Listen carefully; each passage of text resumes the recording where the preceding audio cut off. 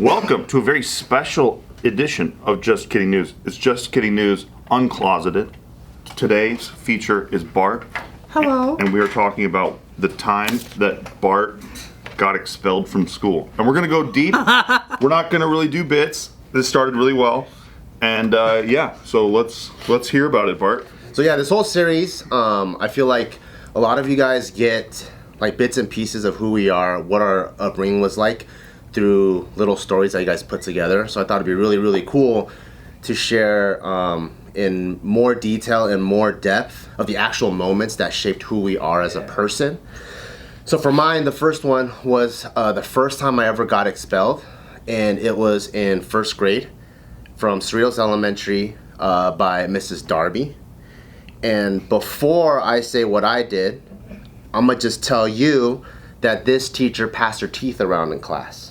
What? Exactly. What do you mean, like she had dentures, or she pulled like one tooth out? For people to study, like look at that. Yeah, so I guess she that's got what her happens. wisdom. I think she got her wisdom teeth pulled out, and then so she had it in like one of these cases with like a little styrofoam bedding, and then it was passed around in class. And then so I think like me being the kid that I was like, oh, so this is what school is. So How old were you? 6. Okay. So I think like for me, when I first got expelled, that's when I realized that my normal isn't society's normal, and that was like a pretty big like wake up call. Because I felt like, you know, like when you're like, I don't know if you guys try to fit in as when you're a kid, but I remember like I would see all the kids, and then it just seemed like everyone was getting like a high five on their way out of class every single day. The teacher would see them, and then they'd be happy, and then every single day when I left class, I was already sitting outside with my own desk, or I had my own corner, or they're calling my parents, and I always just felt like, damn, like I'm fucking 6 years old and I can't live life right. You guys ever have that feeling? Yeah. What made you isolated from the other kids? I don't know if like, cause these days we have all these crazy labels, right? Like ADHD, fucking autism or whatever. I think I probably had ADHD at an extreme level, and I think I was very disruptive, and I was probably impulsive, and I probably liked to make jokes and have a good time. And so I think I was always a nuisance to whatever the teacher's lessons were. So in first grade, it wasn't something where I like stabbed someone or anything like that. It was more so I think just an accumulation of violations that go, this guy's too troublesome for this school, and so I ended up getting kicked out in first grade. And then, so that was like the beginning of many other expulsions throughout the rest of Many other days. Wait, that First big one. first grade you were kicked out? That means you had to go to a different school. Yeah. Do you remember why? Did your mom tell you why you? No, got it's just kicked an out? accumulation of things. Oh, it's like too much. So one of the first ones I remember, like just even having... It was a public school too. Yeah.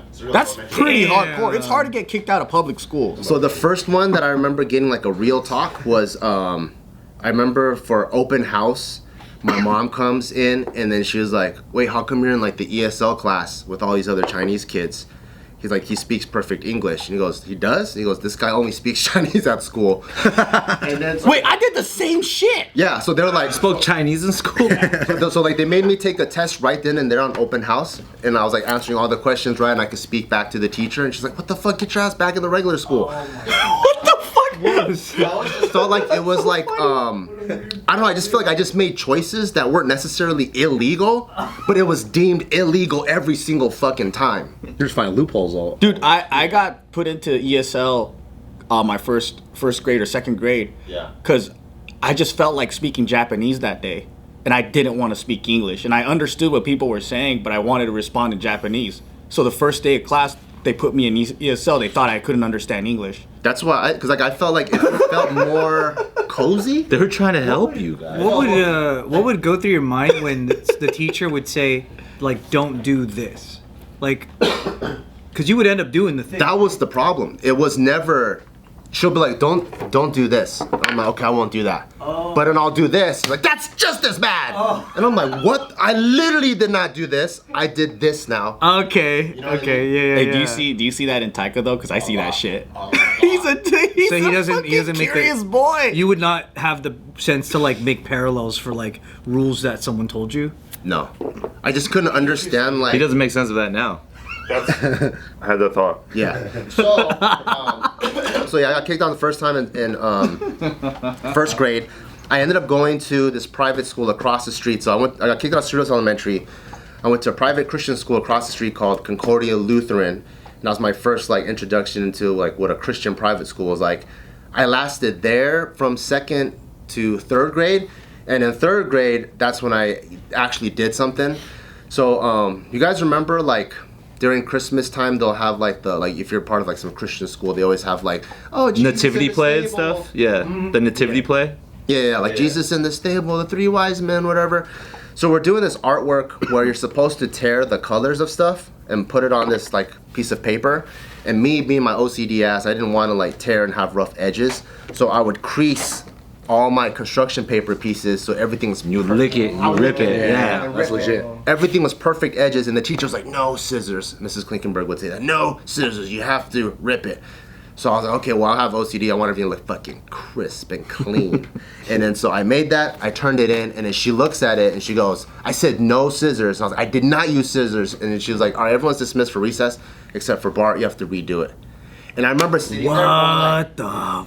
out of all the fucking things I've ever done, I was furious. I was like, I was extremely honest. This was when, like, last week when I pretended to have a tummy ache or when I pretended to have a bloody nose. Because if the class got too boring, I would like literally like scratch my nose and it'd be bleeding. She's all like this habitual fucking troublemaker. That's good effort. And I'm like, and now I'd have like a bloody nose. I have to go to the nurse's office. I was like, this time I'm fucking honest and I really cared. And she kept me in.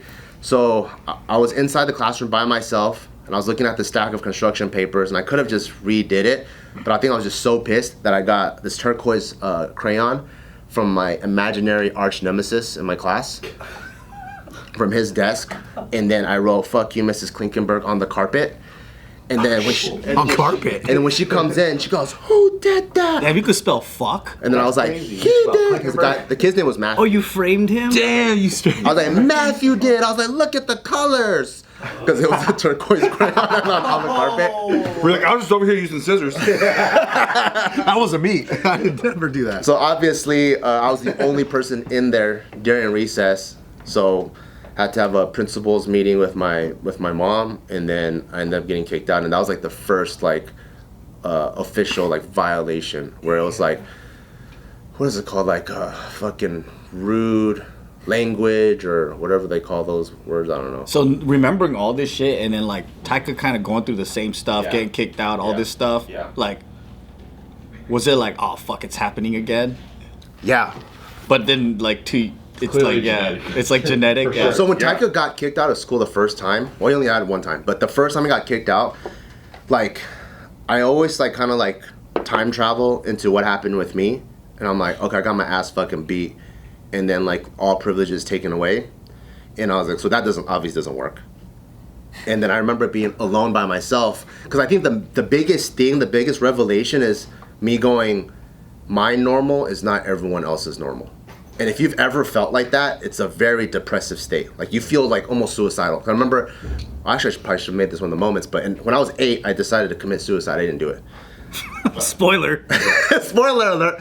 So I remember going like, my normal is not everyone else's normal. I don't belong in this world. I shouldn't, because I'm just literally a nuisance to everyone. So me like going back into how lonely and I felt during that time, I'm like, anything that's like scolding, trying to be a parent or whatever with Taika's gonna be the wrong approach. So I remember when he was sitting on his bed, he's like all sad. And he's like, I'm not meant to be a good boy. And I'm like, fuck. I remember feeling that.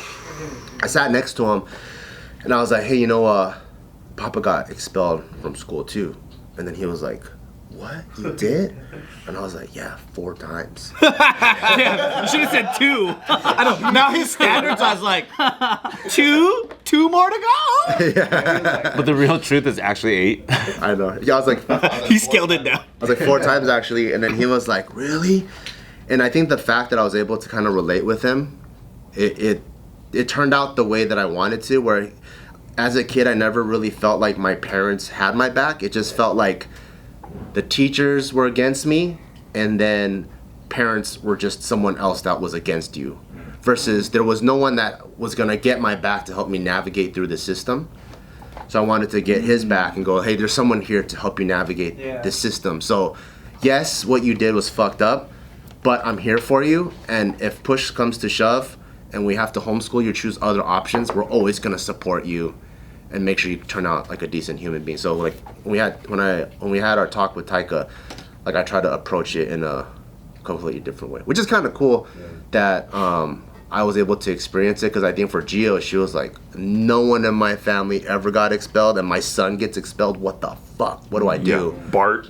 I know. Your fault. It's your fucking sport. When you were getting expelled, like what was the situation like in the office when you had that meeting? Was it like a thing where they didn't know if they were going to expel you yet, and they want to hear what you have to say about what you did, or do they already know you're out? Oh, they already know. Like, So they don't even give you a shot. No trial. it's like one of those, you sit down and you can just feel what's about to happen, and then it feels like you're going through this formality. So what happened? And then you already feel like it doesn't matter what the fuck I say, I'm out. But that's probably also because you've been sent to like the principal's office like multiple times already. That's very correct. Did you think about going out guns blazing like, fuck you, miss whatever you Click and burn. Yeah.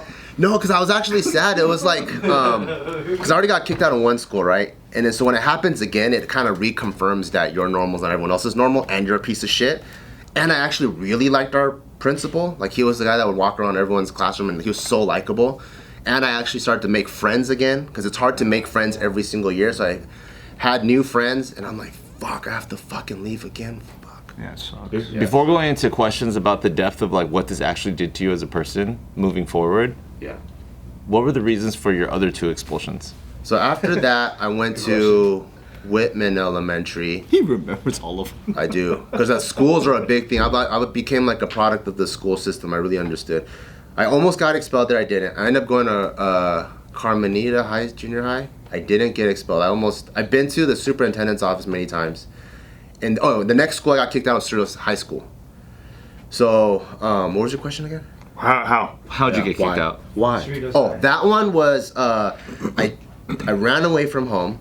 So you know when you run away from home, you're that week is almost like spring break in Cancun for white people. Oh, yeah, It's like, exactly. Fuck yeah! Oh yeah! Yeah. So I was like, okay, running from home. So this is my week to like extra wild out. That's the thumbnail, We by the found way. this abandoned. We found this abandoned house, and I forgot what we were gonna do. I think we were gonna meet up to go to a rave or something. And then while we're back there waiting for like the older homies to come pick us up, my friend pulled out a bunch of bottle rockets. So we're shooting at each other in the backyard, and then they called the cops because they thought it was gunshots. And then the cops raided the place. We all got in handcuffs, put on our knees and stuff, and then thrown in police cars. And then because I had a knife on me, they're like, well, this was during school hours. So if this is during school hours, you would have had this on campus. And I'm like, if I was on campus, I would not have it on. That's like truancy law, right? Wild. Yeah. And then so they ended up kicking me out. That's weird. Weird, yeah. But it's also probably just another stack of shit. So they're just like, how can we finagle this thing to make this work in our favor? Straw to break the camel back. So that one, I ended up getting kicked out. I went to Marquette High School, the same one that Joe went to, but I never met him there. I was all right, all right student, but it wasn't like on track to what like a good Asian boy was supposed to be. So I ended up going to military school, the one that Jason Cheney went to, Army Navy Academy. Over there, I got caught selling drugs, and then I got kicked out. That's fucking cool. So that one I got. Yeah. got That one you bought on yourself. Oh, you went to Keppel first and then the Navy Academy or So whatever? I went to Marquette. I went to Army Navy Academy, got kicked out, went back to Marquette. Is this one of those? Is this one of these, actually honest question? Yeah. Did you ever look at this and think to yourself like the system failed you, like schooling, education, teachers, or like your parents failed you? I think when you're that young, you can't think that deeply. But recently, I've been watching this brand new show called Peaky Blinders. Whoa. It's about time, bro. There's this scene, I don't know if you remember, but I related to him so fucking hard. Have all of you guys watched Peaky Blinders? I have not. I have not. Oh, But it's okay. you guys are missing out on one of the. Joe Rogan recently posted on Instagram. It's still too new. It's okay. I will. So there's a character It's so good. named Arthur, and I relate to him hella hard. Arthur. He goes like this. He goes, "There's good in my heart, but these are the hands of the devil." And that's how I felt. That's the line you relate to the most. I was like, dude, I'm a fucking good ass person. Like, when my homies can't get boba, I always spot them. You know, they can't afford pho, I get them pho. If we need to go like if someone jumps them, we always jump them back. Like I'm like I'm just selling drugs to get the money to buy them boba and all this cool stuff. and we have barbecues and kickbacks and stuff, and you know, like I'm not stingy with my E or none of that shit. I'm like, I'm a good person. You're a good dude. But I keep running into everything that I choose as normal gets me fucked up. Like, what the fuck's going on? So I hella relate to that line when Arthur said that. But that's what it felt like. It felt like how come my other friend, like my parents' kids and my parents' friends' kids, how come they go like this? And they're like, oh, full ride to Stanford, you know? And I go like this, and it's like, wee you. I'm like, what the fuck? I'm just doing my own shit. Full right to stand.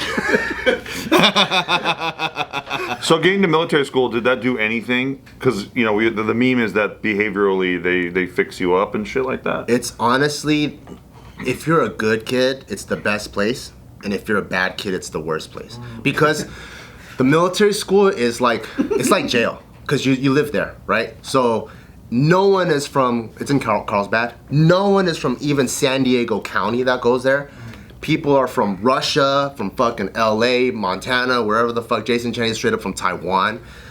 So you have all these kids in their teens in one place. And are they the fuck ups of their region, basically? Either fuck ups or the most stellar people of their region. Okay. So you have people where they're like kids of billionaires that send their kids there. Or you have people that are like me, kicked out of like 10 schools, and then now you go there. And then now it's like jail where everyone wants to one-up each other because, yeah, you have the daytime life where there's teachers and stuff, but it's really ran by the kids nighttime. So the minute it's like 6 p.m. and the teachers and faculty go home, like we know all the ways that the teachers call each other on the phones. People can pick locks. If we need to go into people's rooms and jump the fuck out of them, it's literally like you know how jail is like politics, like the white gangs, black gangs, Asian gangs, same shit. Like all the people, they click up. This fool fucks with this guy. You go over there and you jump them, or this race has this drug, that race has that drug, and then at 5 a.m. when they play Reveille, whatever, everyone wakes up and it's like nothing happened, and everyone is back in a military outfit, and like I would go, holy fuck, y'all don't even know that, like, because I would see teachers like suck this guy's dick, like, oh, this guy's gonna be our next superstar, he's such a valedictorian. I'm like, that motherfucker is one of the biggest like weed dealers on this campus, and Motherfucker did a code red last night on Santiago, dude. yeah, exactly. And I was like, you guys think he's your fucking next Mark Zuckerberg, and this fool's the biggest weed dealer on this campus? Well, I mean, Maybe that's why he's their plug. And he's like, yo, not only does he get the good grades, but he gets the good weed. It could be, but it was crazy. It was crazy to experience shit like that, and even I'm like, and that guy knows how to play the game. And then once you have people that are from like the highest level of society, like billionaires' kids and the scumbags, it's like it was just crazy. So outside of like the clear now, like probably one of the most priceless things that you got out of your fuck ups was being able to relate with Taika in a way that your parents never could with you. Pre-Taika, what do you feel like that led to in terms of the creation of Bart the Man? It felt like I dug myself into a hole for 18 years, and now I have to dig myself back out, which is why in another episode where I talk about how starting JK was one of the most important moments of my life, it was so hard to make that decision. Because it felt like, you know, you dug yourself all the way down here, and I feel like I need to go back up. So I have to finish college because I didn't do that right. I have to do this because I didn't do that right. So whereas like a lot of our peers, like Tim, Kev, Jumbo, everyone are like, dude, our fucking channel makes hella money. Let's do that. But for me, I'm like, no, I think that's still my normal isn't other people's normal. And I need to fix my shit because I'm such a fuck up. Like I'm literally like, how my parents bring me up in front of their friends. I'm like I've had my uncle tell my mom, when you come visit Taiwan, don't bring your kid around my kid. I don't want him to contaminate him. Damn. Probably sounds nicer in Chinese. Yeah, so I'm like, well, fuck, let me fix my shit so I can come around family so I don't contaminate people. Yeah. Do you I know it's a tough thing, but do you blame your parents for some of that stuff? Like, obviously behaviorally you were acting out a lot, and maybe their level of discipline wasn't what you needed at the time? That's a good question. I don't think I do because I've made peace with it now, but they definitely were like a contributing factor because I don't think they ever understood who I was. So when I brought up to my mom and my dad, like I want to start a comedy company, and then they're like, what? I'm like, couldn't you tell that I liked giggling ever since I was a kid? Like I could tell Taika, like, he likes to fuck around, you know? And I'm like, if you had even just opened your eyes one bit, you could see what he's about and maybe help nurture. Could have encouraged it. Versus trying to fit like a circle into a fucking, or square into a circle, whatever the saying is. So just keep doing this. Yeah. Dick into butts. Yeah, I just Dick keep into getting butt. like fit into this thing that's exactly not who I am, and then which made me end up lashing out, which also made me feel like Arthur, where I'm like, I feel like I have good in my heart and I have devil hands, because during that time I was hanging out with people with devil heart and devil hands. Like I had friends that want to shoot cops. They're like, I can't wait to get a shootout with the cop. That'd be fucking sick. And I'm like, I don't even want to do that. But my hand. They will. Damn. All right, well, this is episode 1. We're going to be continuing this conversation and using this to sell ads. Had to get one in.